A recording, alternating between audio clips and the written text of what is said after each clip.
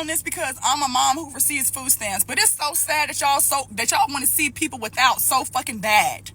They doing that little cut to the food stamps and the Medicaid where it hasn't passed the Senate yet, but we know the whole Senate is Republican, so we already know.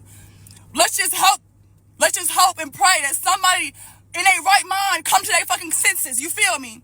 But it's the fact that y'all happy about this shit. Oh, now y'all can get y'all lazy asses up and stop living off our money for free. Da da da.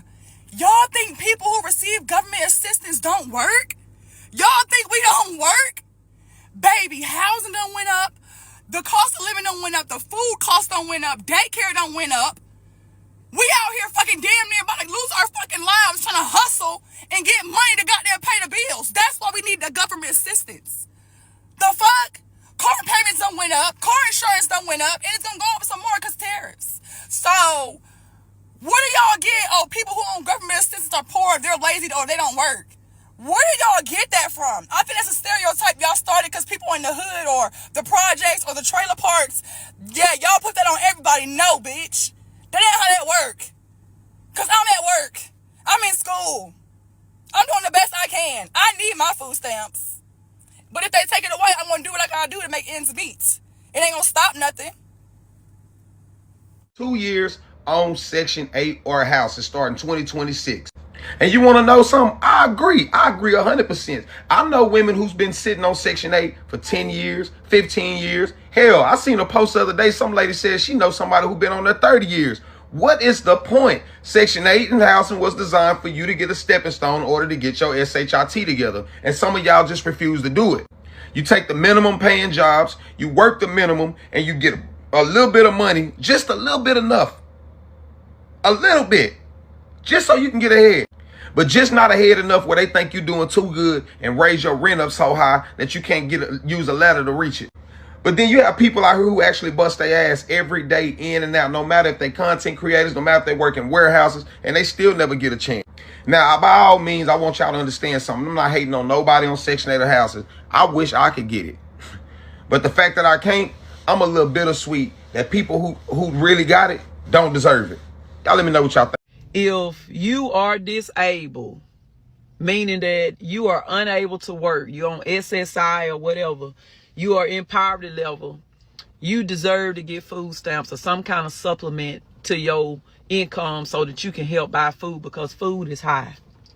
Number two, if you're one of these girls out here that's having babies every year or every 2 years and say that you are building a family, and you are still classified as at the poverty level, meaning that you are getting federal assistance for your housing, meaning hoods. You are getting child support. You're getting child care vouchers and all of that shit so your kids can actually go to school. You're getting $1,000 to $1,500 a month in federal food stamps so that you can feed your kids, and you lay around on your ass and on your back every day and suck and fuck and keep mess up and stroll on the internet on your free Wi-Fi. I want you to know that I don't give a damn. And they say, oh, well, what about the children?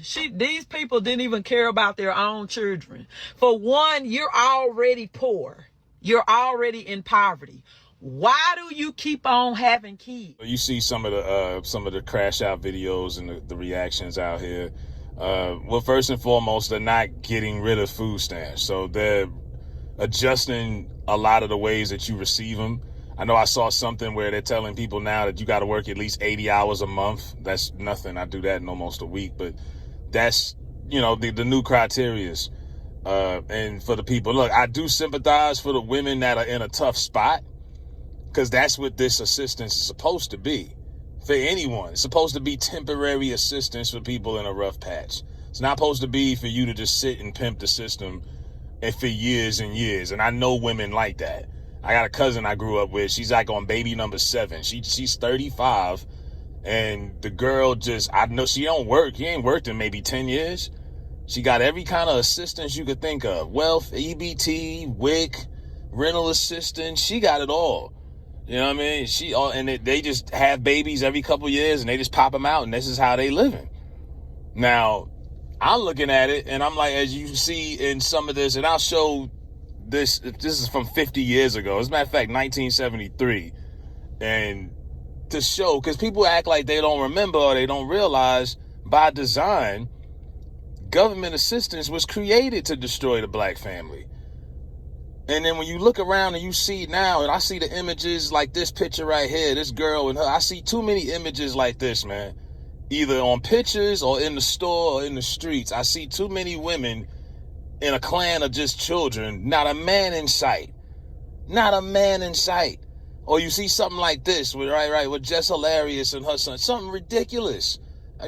Women out here half naked with their kids, by no guy, just going out the picture. Hold on, and let me post this real quick, because this is a clip I seen, and this is real, man. Baby clinic, and the sick must travel 12 miles to wait for attention at Grady Memorial Hospital. And partly because of the general rule that welfare is cut off if there is a man in the house, fathers are often driven away so that mother and children can eat.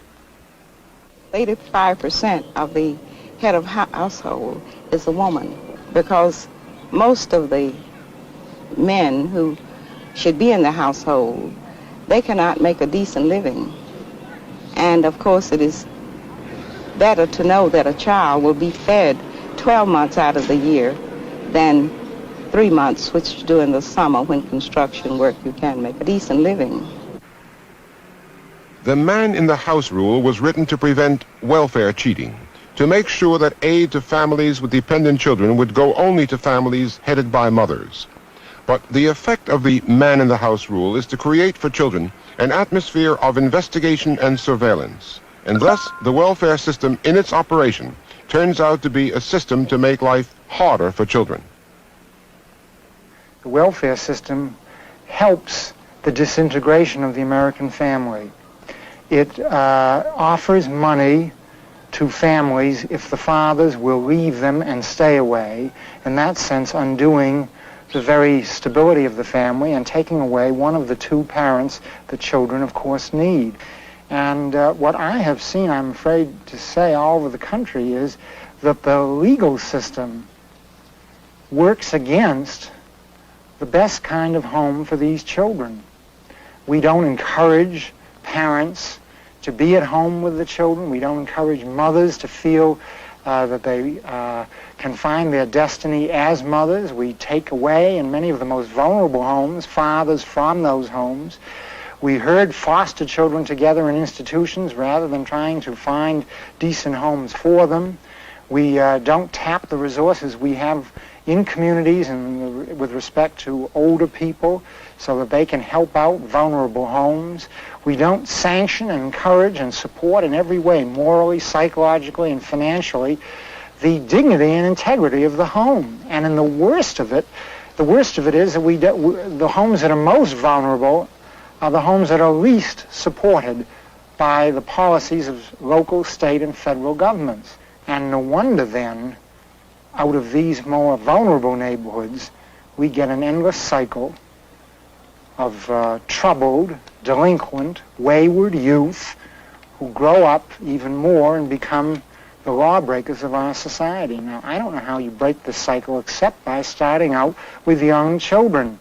You have that, and so this has been going on for 50 years now, where the men have been pushed to the side, and a couple of generations of women have been dependent on white zaddy, aka the government assistance, and they will depend on that rather than put up with us, to put up with the man. And I'm like, this right here might be Trump cutting out assistant programs and stuff. This might be the best thing for black folks as far as rebuilding our family structure. Because now you might have to actually grow the fuck up, have some maturity, pick up the phone and actually try to co-parent with the person that you laid down and had a baby with. How about that? How about y'all actually figure out how to feed these kids the normal way instead of just depending on taxpayers? Because a lot of women have done that. They like, oh, I don't care if the man is involved or not.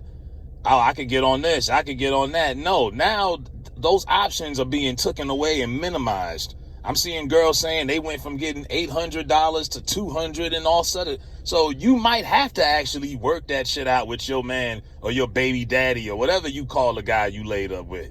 This might be the best thing that happened, where you might have to actually put your differences aside and sacrifice for your family. And a lot of women tend to seek happiness more than greatness. They chase happiness, and when they're not happy, they say F it, right? I've seen so many women sacrifice till they can't no longer, then they just say F it. My happiness means more than this family. I'm going to take this family and tear it apart because I'm not happy. You saw that with Tia Mowry. Tia Mowry left her husband, 2 years ago, was crying on Twitter. Her DMs was dry. And then next thing you know, she's strong and all of this other stuff, right? Now she done crawled back home. I told y'all. I said it. She had to go back. I know she heard people like myself and others telling them, bitch, you tripping. You better go back on that hill. What's wrong with you? You bugging. Took the little family portrait for Thanksgiving. She put her hand on his knee. He wasn't having it, but eventually he brought her back because he probably saw the big picture. The best thing for the kids. You know what I mean? You took them kids away from their father for what? Because you weren't happy. But like I say, this is an opportunity for people to actually, for parents to put their shit aside. And like I say, between child support, EBT, all this stuff that they've had, it has divided black men and black women completely.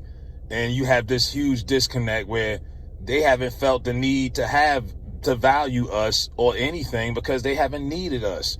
You hear so many women say, I do it all on my own. Then you realize, okay, you get this, that. Really? You do it all on your own? You're getting a lot of help.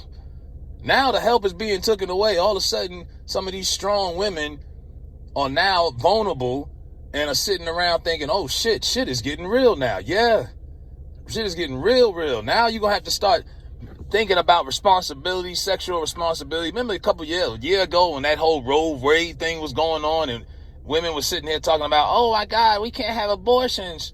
I didn't hear one person bring up sexual responsibility. Not one. Not one woman at a march or a protest said anything about condoms. Nothing. Now you're going to have to be responsible. You're going to have to watch who you having sex with, who you having babies with, and the people who you have had children with. Now you're going to have to figure out how y'all going to actually make this work.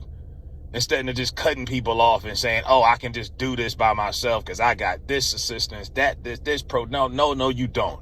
You did, now you don't. Now you got to come together.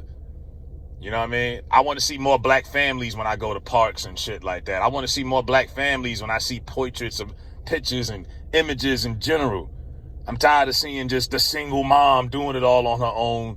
And I'm tired or either the single dad doing it all because he on the weekend, the single dad got the kids for the 2 days. Yay for him. This shit is pathetic. And then you have multiple generations of black kids who have grown up in broken homes. It was normalized when I was a kid in the 90s. All of my friends had the same situation basically, except for maybe 2 of them. So this shit has been normalized for a long time. But I see the positivity in this is maybe this is what it takes to like the guy was saying in that video clip, to start it all over and make it and start it back to where it was. This is maybe what it takes. You know what I mean? Shit got to get taken away for y'all to realize, oh damn, now we really might need these men that we dealt with. Now we really might need to, compromise. You think? But you wasn't thinking about that when you was getting $800 for food stamps and all this other shit. Now you might have to pick up the phone and call Tyrell and all them other niggas you done have. You know what I mean? But I see the positivity in this if it, gets to that point. But let me know what y'all think in the comments on this here matter.